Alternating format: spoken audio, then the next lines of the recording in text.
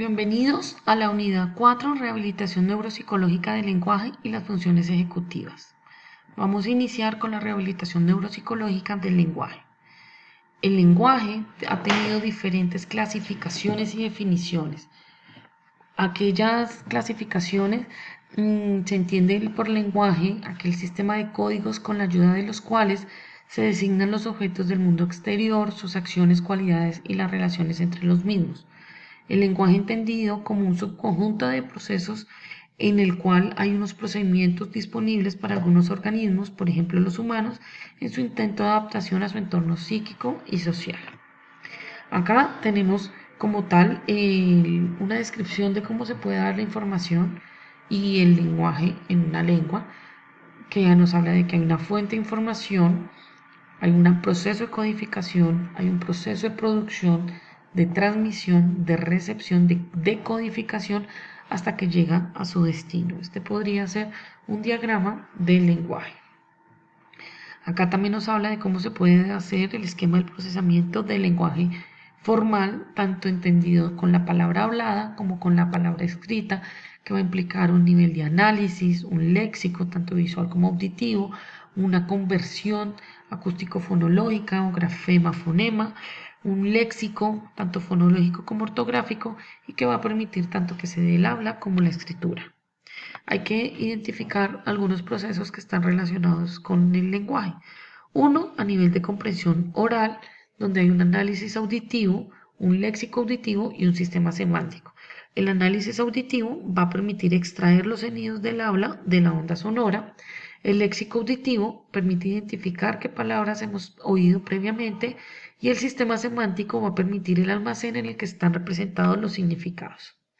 Por su parte, la expresión oral va a implicar tanto la memoria semántica como dentro del proceso del sistema semántico, el léxico fonológico y el almacén de fonemas. Aquel léxico fonológico es el almacén de las formas verbales de los conceptos y el almacén de los fonemas la representación de los sonidos individuales del habla.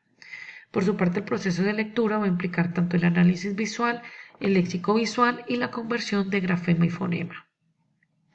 La escritura, el léxico ortográfico, el almacén de grafemas y la conversión del fonema grafema. La escritura, por ejemplo, el almacén de formas ortográficas de palabras familiares, la representación abstracta de cada una de esas letras usadas en una lengua y la transformación de los sonidos en formas ortográficas. Aquí brevemente vamos a señalar algunas de las bases neuroanatómicas del lenguaje, como la corteza cerebral, que va a encargarse de integrar la actividad lingüística y en la cual se identifica tanto la corteza frontal y la porrolándica y algunas estructuras subcorticales. Acá las estamos identificando y aquí se ve más detalladamente tanto los componentes corticales a nivel de lenguaje expresivo y receptivo, otros que serían componentes extracorticales y los periféricos. Vamos a verlos rápidamente. A nivel expresivo tenemos el área prefrontal, el área de Broca y la corteza motora primaria, porque va a ser aquella la que va a permitir que se generen los movimientos para que se produzca el lenguaje. Cada una con sus funciones. El área prefrontal es el responsable del proceso de motivación lingüística, del inicio del habla, decisión lexical e identificar a nivel visual algunas palabras. El área de Broca pues es el que va a producir el programa motor necesario para que se dé el lenguaje tanto oral como escrito. La corteza motora primaria es la que va a empezar con los movimientos bucofonatorios para pronunciar con precisión las palabras. Y por su parte el lenguaje receptivo ya estaría relacionado con lóbulo parietal, lóbulo occipital, lóbulo temporal y toda la zona posterior del córtex. El lóbulo temporal porque es el que va a permitir el análisis, síntesis de los sonidos del habla, el área occipital porque es el que va a permitir que se le dé un significado a las palabras a nivel perceptivo, y el lóbulo parietal es aquel que va a encargarse de coordinar la información sensorial, tanto de letras, comprensión lectoescrita. A nivel extracortical tenemos tálamo, ganglios basales, fascículo arqueado y cerebelo, todos ellos quienes en coordinación con toda la corteza van a permitir generar las actividades para que se dé tanto el lenguaje receptivo como expresivo.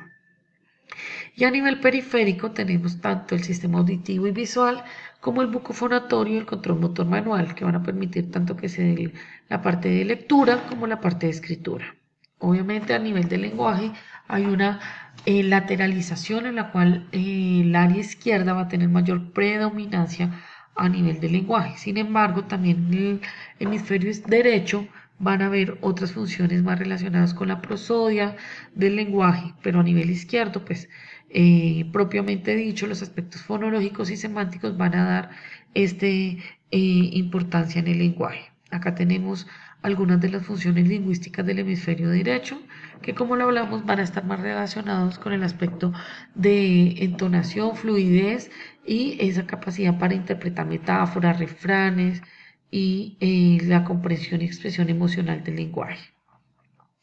Acá vamos a hablar brevemente del modelo clásico de las afasias que va a relacionar la localización con la lesión neurológica de las afasias. Aquí tenemos las principales como afasia de Broca, Wernicke, de conducción, la global, la sensorial transcortical, la motora transcortical, la mixta transcortical y la afasia anómica.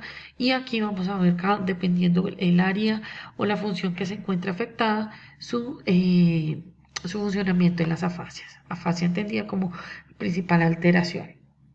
Y aquí el modelo cognitivo nos habla que el procesamiento lingüístico normal es el que va a permitir explicar los síntomas que se vayan a presentar en un paciente.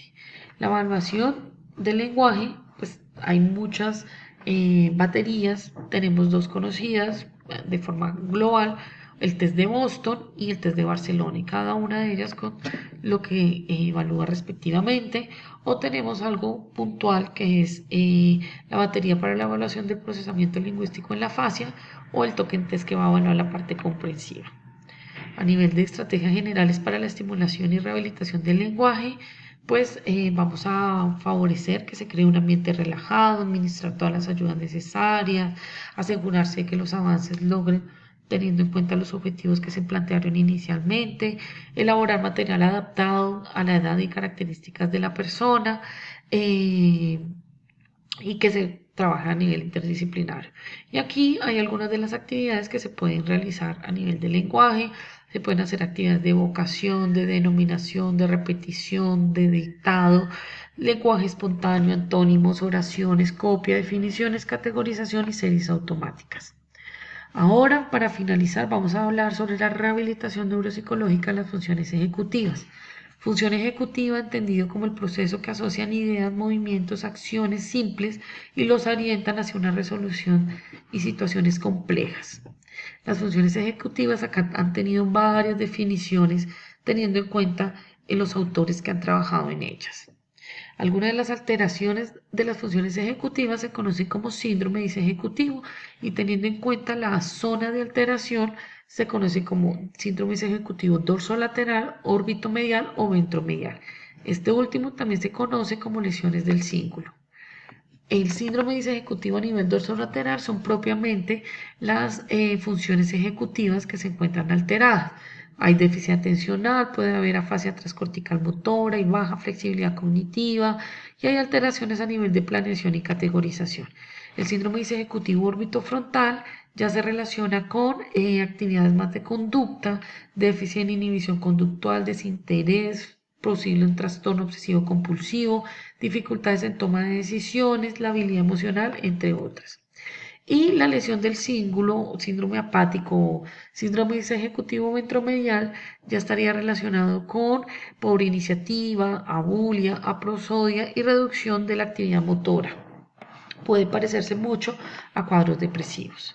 Algunas de las bases neuroanatómicas de las funciones ejecutivas, pues propiamente vamos a hablar de los lóbulos frontales, que son los que se relacionan con la necesidad de control y coordinación compleja, que van a implicar el sistema de planeación y regulación, van a organizar las conductas basadas en motivaciones y en general los lóbulos frontales representan el centro ejecutivo del cerebro.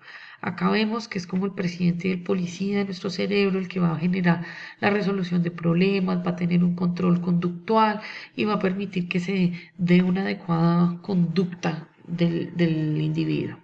El lóbulo frontal, principalmente en estas tres áreas, tanto el área motora, premotora y prefrontal, y el área premotora pues con sus diferentes subdivisiones. El área prefrontal pues va a encargarse de la memoria de trabajo, la planificación, la secuenciación, la iniciación, procesamiento de señales emocionales, inhibición conductual. Especialmente esta parte prefrontal es el que va a dar origen a los 3 síndromes disejecutivos. Acá vemos más detalladamente algunas de las funciones de la corteza prefrontal y algunos de los modelos de función ejecutiva. Vamos a verlo rápidamente. El modelo de memoria de trabajo, que es el que va a permitir mantener la información en línea y que va a implicar tanto un bloque fonológico para la información auditiva, uno visoespacial para la información visual y un ejecutivo central que es el que va a coordinar estas dos. Esto va a permitir que los individuos mantengan la información online. El modelo de Norman y Chalice habla de unos esquemas, un dirimidor de conflictos y un sistema atencional supervisorio y unas unidades cognitivas, todas ellas por las cuales pues, el individuo va a permitir solucionar sus problemas. El hipótesis del marcador somático es el que va a permitir dar principal explicación a la toma de decisiones, teniendo en cuenta que va a darle una importancia tanto a los procesos fríos, que son netamente cognitivos, y procesos calientes, que son los que van a relacionarse con el razonamiento y las emociones. Acá tenemos algunas de las pruebas que se utilizan para la evaluación de las funciones ejecutivas, teniendo en cuenta tanto sus regiones como el proceso cognitivo a evaluar. Aquí mismo vamos a explicar uno de los protocolos de evaluación que se usa teniendo en cuenta la función específica. Por último, la rehabilitación de las funciones ejecutivas.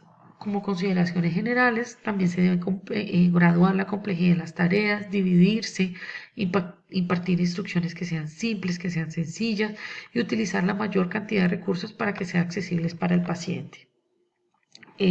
Se tiene en cuenta el programa de rehabilitación de las funciones ejecutivas de Solver y Matir, que va a permitir la selección y ejecución de planes cognitivos, el control del tiempo y la autorregulación conductual. Estos 3 componentes van a ser la base sobre la cual se van a hacer la planificación de las tareas de la rehabilitación.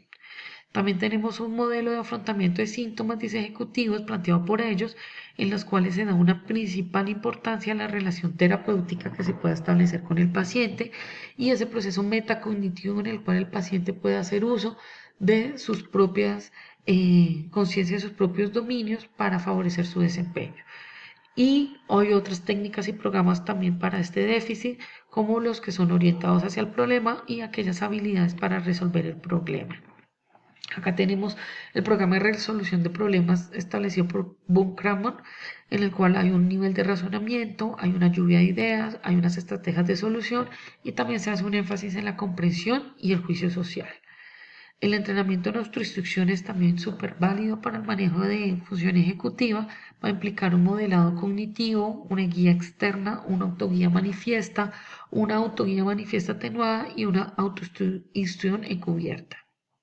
Este modelo de rehabilitación y la resolución de problemas, que se conoce como ideal, va a implicar una identificación del problema, la definición, elección de estrategias, actuación basada en estrategias, hasta que se dé el logro de la meta. Y algunos ejercicios que se pueden poner en práctica para la estimulación y la rehabilitación de las funciones ejecutivas pueden ser la selección y ejecución de planes cognitivos, resolución de problemas funcionales, actividades en las cuales implique razonamiento social y cognición social, en las cuales se vean los procesos de inhibición y el pensamiento a nivel inferencial. Gracias.